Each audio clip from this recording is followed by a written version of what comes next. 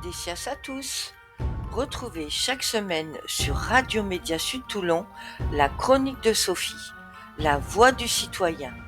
Vous y entendrez des interviews diverses et variées, notamment des témoignages de personnes qui abordent des sujets qui leur tiennent à cœur, des citoyens, des commerçants, des créateurs, ainsi que des associations et collectifs qui font vivre vos villes, départements, régions et pays. Bien entendu, ce que vous allez entendre n'est qu'au titre de l'information afin que chacun puisse découvrir la vie de son voisin et pourquoi pas le soutenir dans ses difficultés en créant un maillage de bonne volonté. Bonne écoute à tous. Âme sensible, s'abstenir. Vous allez entendre le témoignage poignant d'une auditrice, grand-mère et maman, qui nous raconte le drame familial qu'ils ont vécu en juillet 2021. Nous demandons aux auditeurs en capacité soit de relayer cette interview, soit d'aider la famille par les moyens qui sont à leur portée. Nous vous remercions infiniment afin d'apaiser cette famille endeuillée. Le passage publicitaire qui va suivre ce témoignage a été choisi afin que la voix d'Erin et de sa famille soit portée vers l'au-delà et que la lumière éclaire leur chemin et leur donne l'espoir de jours meilleurs. Merci à tous. Bonjour à tous. Je vais me présenter. Je m'appelle Bartolozzi Laurence. J'ai bientôt 58 ans et j'ai vécu un drame le 6 juillet 2021. J'habite le nord de la France, Oisier, une petite ville près de Douai. Et ce jour-là a été le drame de ma vie. Les circonstances de l'accident sont terribles. Alors que j'étais partie livrer des fleurs, parce que je suis micro-entrepreneur en fait, dans la livraison de fleurs, alors que mes petits-enfants étaient partis jouer dehors avec des amis, Morgane et Nolan, Erin, en traversant sur le passage piéton, s'est fait renverser par une voiture. Ils étaient deux dans la voiture, il faut le savoir. Le chauffeur plus son compagnon. Et la visibilité était parfaite, et il faisait beau, le soleil brillait. Erin avait décidé d'aller cueillir des fleurs pour lui donner à la maîtresse, en fait, qui partait.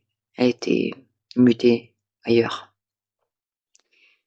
Et alors qu'ils étaient en train de ramasser des fleurs, ils traversent le passage piéton tous ensemble, et Erin perd ses fleurs sur le passage piéton. Alors elle décide de retourner de l'autre côté pour aller recueillir des fleurs, des petites pâquerettes. Et lorsqu'elle a voulu s'engager en fait une seconde fois sur le passage piéton, elle a regardé à gauche et puis à droite. Pas de voiture, elle s'est engagée. Bien sûr, en se précipitant, parce que c'est ce que font les enfants, de peur de se faire renverser. Et voilà. La voiture est arrivée, les enfants ont dit, on ne sait de où elle tombait. Elle a percuté Erin, et puis elle l'a emmenée jusqu'à une plaque d'égout qui était 6 mètres au-dessus. Erin est passée sous la voiture, et elle est ressortie derrière. Son petit corps a été renvoyé sur le passage piéton, en plein milieu. Voilà les circonstances de l'accident. Alors, Erin, c'était une petite fille pleine de vie. Toujours en train de rire et de sourire, c'était mon rayon de soleil. Elle m'appelait mamie maman. Ouais, mamie maman, parce que je l'ai élevée, parce qu'elle a vécu sans son papa. Parce que ma fille avait été abandonnée, en fait, lâchement. Et était revenue vivre avec nous. Donc, oui, j'ai élevé Erin comme si c'était mon enfant, comme si c'était ma petite fille. Et puis, nous étions fusionnels. Elle me faisait de gros câlins. Elle m'embrassait, elle me disait mamie, je t'aime, avec son petit pouce dans la bouche. Quand elle faisait ça, j'avais juste envie de la regarder pleurer, parce que tellement je l'aimais. Je l'aimais si fort, si fort.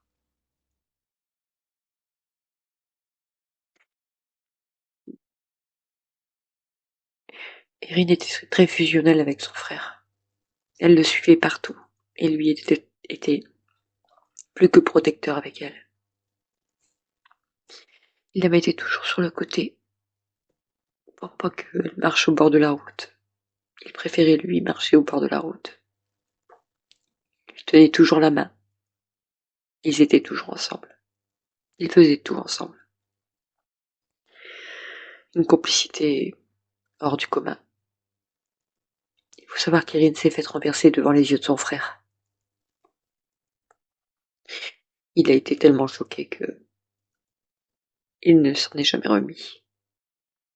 Et, et je pense terrible de voir partir sa petite sœur dans de telles circonstances.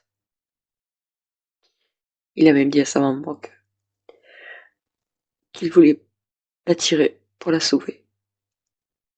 Et ce jour-là, peut-être qu'on aurait perdu les deux.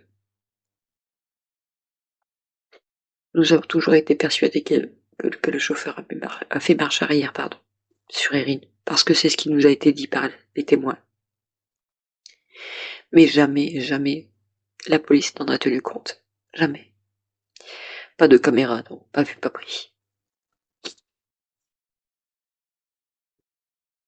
Alors, comment j'ai appris la nouvelle? Eh bien, comme je l'ai dit, ce jour-là, j'étais partie livrer des fleurs.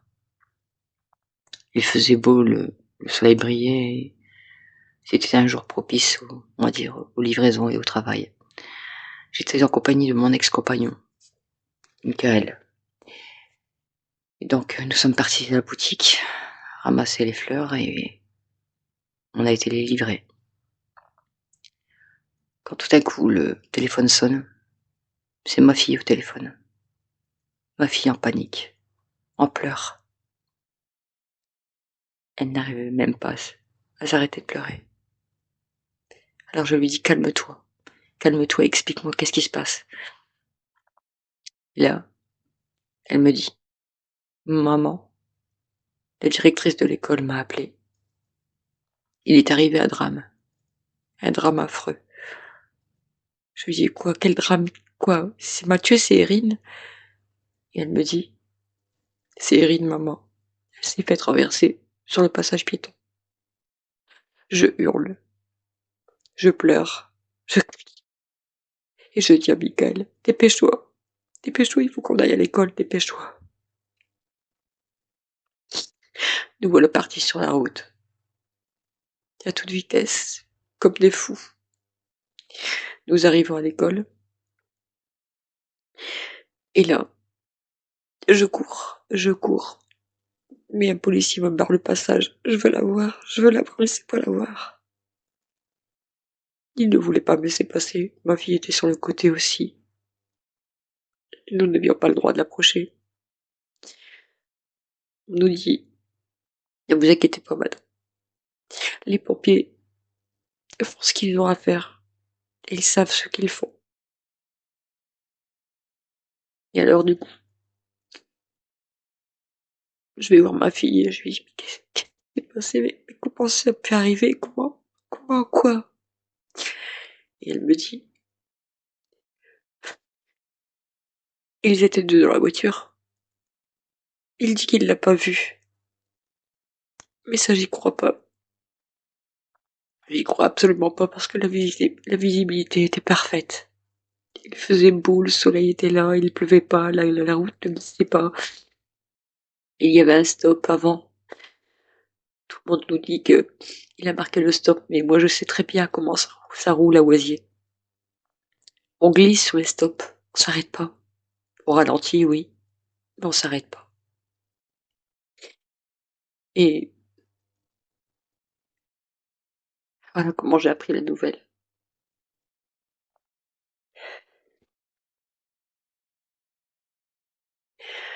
Mes premiers sentiments, à ce moment-là, sont des sentiments de colère, de rage,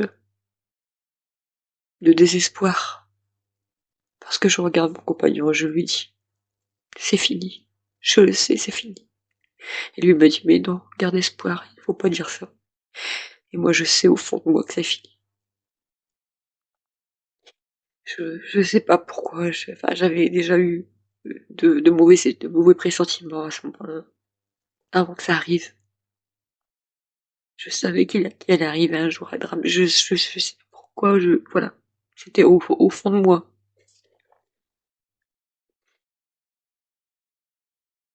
Alors, ouais, je sais. Je sais que je la reverrai plus. Plus vivante.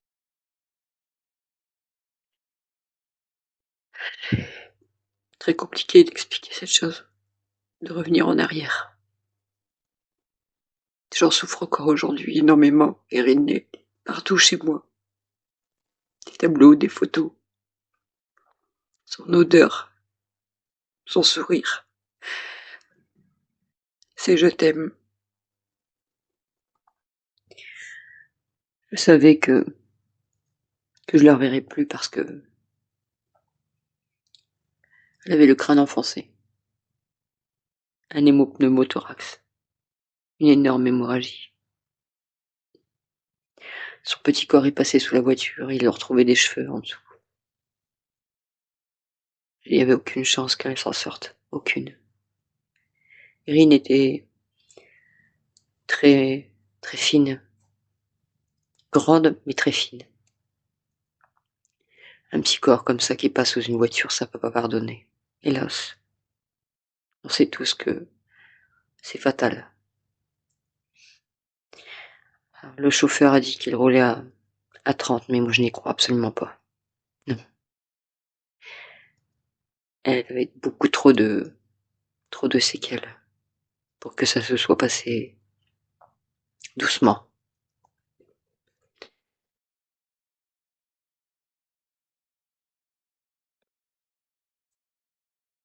Cette perte a affecté notre famille de manière significative. Terrible. Mathieu a dû être suivi par un psychologue. Parce qu'il ne voyait que ça. Cette image de sa sœur qui se fait tuer sur un passage piéton. Ma fille a été suivie par un psychologue aussi. Elle pleurait jour et nuit. Elle entendait Erin parler dans la maison. Elle entendait même les habitudes. Elle la sentait. Ma fille a été incapable de monter à l'étage dans la chambre d'Erin. Et elle l'est encore aujourd'hui. 4 ans après.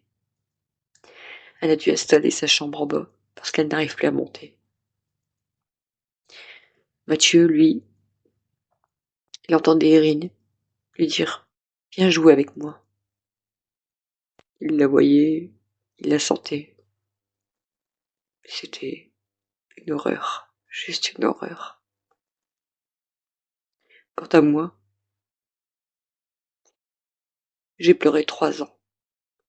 3 ans de ma vie à pleurer, à m'effondrer chaque jour, tous les jours que je fais. Et j'en pleure encore aujourd'hui. Alors, m'en remettre, je ne m'en remettrai jamais, je le sais, ça m'a détruit, ce jour-là, je suis morte avec elle. Quand son petit cœur s'est arrêté, je me suis arrêtée de vivre aussi. Je souffre chaque jour que Dieu fait. Mais tout le monde me dit que c'est la vie qui continue. Oui, la vie sans elle, c'est un enfer. C'est pire que l'enfer. Pire que tout. Lorsque nous avons engagé les démarches judiciaires, on a confié notre dossier à un avocat de Douai qui nous a conforté dans le sens où il nous disait que on va faire la lumière sur cette affaire. On va tout faire pour rendre justice à Irine. Et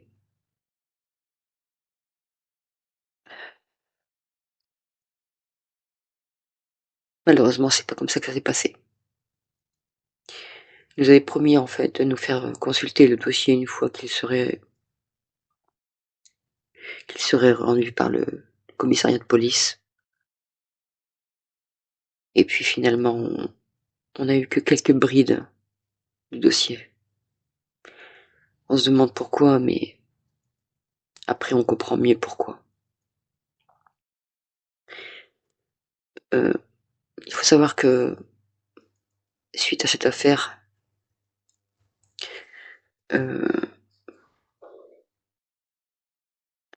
nous avons mis 3 ans pour récupérer en fait le dossier. 3 ans à se battre. On n'a jamais voulu nous le remettre, jamais. Parce qu'il y avait des choses qui n'étaient pas normales. Et ça, on le savait. On en était sûr. Sans même avoir vu le dossier, on savait qu'il y avait quelque chose de pas normal. Le chauffeur a été condamné, on va dire, pour homicide involontaire, par imprudence. Enfin, voilà, le truc banal, quoi. Comme il n'avait pas de passé judiciaire, il n'a pas fait de prison. Non. Il a été condamné à 12 mois de prison avec sursis, une amende de 146 €, je pense, je me souviens plus bien. Un stage de sensibilisation à la sécurité routière à faire. Et une suspension de permis de 15 mois, je ne me souviens plus bien non plus. J'ai pas le dossier sous les yeux, parce que de toute façon, le compulser, c'est me faire souffrir. Quoi qu'il en soit, il n'a pas fait de prison, il était libéré. Alors évidemment, nous n'avons pas été satisfaits de cette réponse. Le jour du jugement, ma fille est rentrée dans une colère rouge. Elle est sortie du tribunal en criant « C'est quoi cette justice de M ?»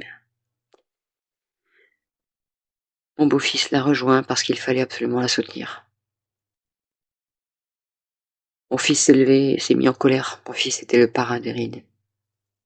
Il a donné un coup de poing dans le mur en disant « C'est quoi ça? C'est quoi ce jugement ?» Et moi, j'ai regardé le coupable et je lui ai dit « Grâce à vous, on ne fera jamais notre deuil, parce que vous ne direz jamais la vérité. » Et nous sommes sortis du tribunal. Que dire de plus? Nous avons réussi, à récupérer le dossier 3 ans après, grâce à une personne que je ne nommerai pas, que je ne citerai pas pour la protéger parce que c'est important. Je n'ai pas le droit de la mettre en cause. Et qu'est-ce que je constate en fait? A présenté un permis le jour de son arrestation, le jour de l'accident, un permis à son nom avec un numéro.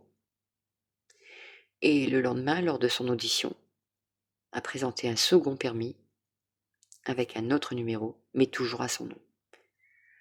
Donc ce monsieur, qui n'avait pas de passé judiciaire, avait 2 permis différents.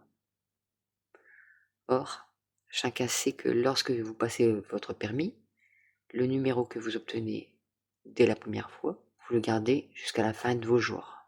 C'est-à-dire que vous pouvez repasser votre permis 10 000 fois, ces 10 000 fois, vous aurez toujours le même numéro. Lui avait 2 numéros différents à son nom. Donc, la solution est simple. Ce monsieur avait un faux permis. Ce qui veut dire que, au moment de l'accident, il était en infraction. Et donc, il avait un passé judiciaire. Passé judiciaire que la police ignorait, et passé judiciaire que la police a ignoré encore après. C'est-à-dire que personne n'a vu, ni la police, ni les avocats, ni la juge, n'ont remarqué ce détail, entre guillemets, d'une importance primordiale. Alors que penser? Penser que la justice a fait l'aveugle? La justice s'est mis des œillères pour épargner ce monsieur, parce que, comme il est noté en fait dans le dossier, au vu de la situation de la famille de monsieur D, ce monsieur n'effectuera pas de prison. Et je vous explique pourquoi. Pour la simple et bonne raison en fait que la maman de ce monsieur travaille en étroite collaboration avec le tribunal parce qu'elle s'occupe des enfants placés et qu'il ne fallait surtout pas compromettre son métier ni sa carrière. Qu'est-ce qu'on peut espérer d'une justice telle que celle-ci? Je dirais pas grand-chose, hélas. Parce que suite à l'accident d'Erin, il y a eu des enfants qui sont décédés. Un petit garçon du côté de Perpignan qui a été renversé pratiquement dans les mêmes circonstances par une dame dont le fils était gendarme. Ce petit garçon n'a pas eu gain de cause, bien évidemment. Il est décédé, hein. Son papa n'a pas eu bien gain de cause. Et il se bat encore aujourd'hui, tout comme nous. Il faut savoir que j'ai été soutenue pendant quelques années en fait par une dame, une avocate de Paris, qui m'a fait des promesses, qui m'a fait comprendre qu'elle avait été très touchée par notre histoire et que elle mettrait toute son énergie en fait à résoudre ce mystère entre guillemets. Et non, en fait, elle n'a jamais rien fait. Pour moi, elle s'est juste mise en avant pour booster sa carrière, c'est tout. Et ça a duré 3 ans, 3 ans où elle m'a donné espoir, où elle m'a fait comprendre qu'elle avait des relations à Paris, en fait, avec le procureur, qui ferait aussi des pieds et des mains pour résoudre ce mystère, en fait, hein, de cette chose cachée, en fait, de permis, de numéros différents, au même nom. Et puis, en fait, elle n'a rien fait. Rien. Alors, qu'est-ce qu'on peut espérer d'une justice telle que celle-ci? Rien, je vous le dis, moi, rien. Un changement dans quoi? Dans la politique, peut-être. Si on change de gouvernement avec une personne qui a un peu plus d'empathie pour tous ces enfants qui sont tués tous les jours, pour toutes ces familles qui sont désespérées, toutes ces familles affectées par ces drames qui n'obtiennent jamais justice. J'aimerais que ça change. Mais pour moi, la justice est plus que corrompue. C'est sous les ordres du gouvernement que les choses sont réglées. La vie d'un enfant n'a pas beaucoup d'importance à leurs yeux. Alors, je ne sais pas ce que je pourrais éventuellement espérer d'une justice pareille. Le seul soutien qu'on a eu dans cette histoire, c'est le soutien de la famille. Parce que oui, tout le monde connaissait Erin. Tout le monde savait comme elle était rayonnante, comme elle était joyeuse. Et comme elle éclairait la vie de chacun, en fait. C'est ça, c'était un peu notre ange à nous. Ouais. D'ailleurs, elle avait les yeux bleus, alors les anges ont les yeux bleus. C'est le seul soutien qu'on a eu, en fait, véritable. Parce que même les psychologues nous ont suivis pendant 1 mois et demi, au bout d'1 mois et demi, nous ont laissé tomber. Ce genre de drame n'est pas réglable, en fait. C'est une chose que vous traînez jusqu'à la fin de vos jours. C'est une chose qui vous hante, qui vous percute de plein fouet dans votre vie de tous les jours. Alors, comment les auditeurs pourraient nous soutenir dans cette période difficile? Je dirais que l'union fait la force. C'est en en se tenant par la main qu'on peut résoudre certains problèmes. J'ai fait des pétitions, j'ai fait du bruit. Ça n'a eu aucun impact. Alors, comment pourrait-il nous soutenir? Je pense que c'est en diffusant un maximum cette histoire. Oui.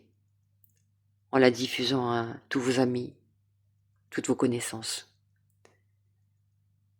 Un grand mouvement de solidarité, c'est la meilleure chose qu'on puisse obtenir. Même si ça peut ne pas changer les choses.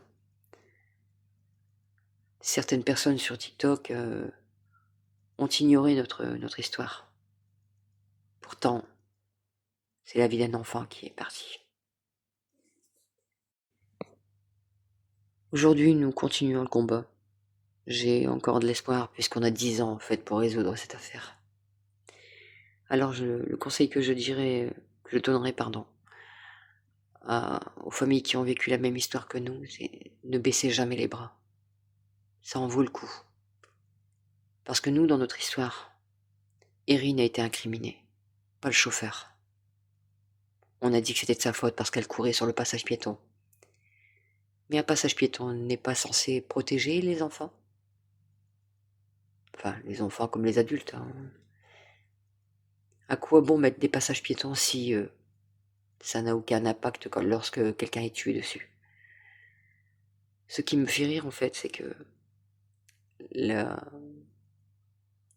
procureure adjointe nous avait dit « Mais madame, ce n'est pas une infraction de renverser quelqu'un sur un passage piéton. Ce n'est pas une infraction. » Est-ce que vous vous rendez compte? Dans le code pénal, un passage piéton ne relève pas en fait d'une infraction. C'est-à-dire que si vous traversez sur le passage piéton, ça n'aura aucun impact au même titre que si vous traversez en plein milieu d'une route. Voilà. Donc on met des passages piétons et ça sert à rien en fait. Ça sert à rien. Dans tous les cas, vous, famille qui avez vécu le même drame que nous, ne baissez jamais les bras. Vous devez de vous battre pour vos enfants. Parce que nos enfants ne sont pas des animaux. Nos enfants sont des êtres vivants au même titre que les animaux. Mais perdre un enfant, c'est perdre la vie. Battez-vous pour eux, pour leur honneur. Parce que, en tout cas, dans tous les cas, pour notre cas en tout cas, on a enlevé l'honneur d'Erin. On l'a déshonoré en l'accusant. Et c'est une chose insupportable, inqualifiable. Au tribunal, nous n'avons obtenu aucun soutien. Quand je dis aucun, c'est aucun. Nous avions juste l'impression que nous étions les coupables et que lui était la victime. Et ça, c'est innommable, inacceptable. Comment je vois l'avenir? Comment nous voyons l'avenir? L'avenir, maintenant, c'est sans Erin, avec juste son odeur qui traîne autour de nous, ces images qui nous reviennent dans la tête sans cesse, de son sourire, de ses jolis yeux, de ces moments partagés avec elle. C'est tout ce qu'il nous reste de toute façon. L'avenir, c'est malheureusement sans elle.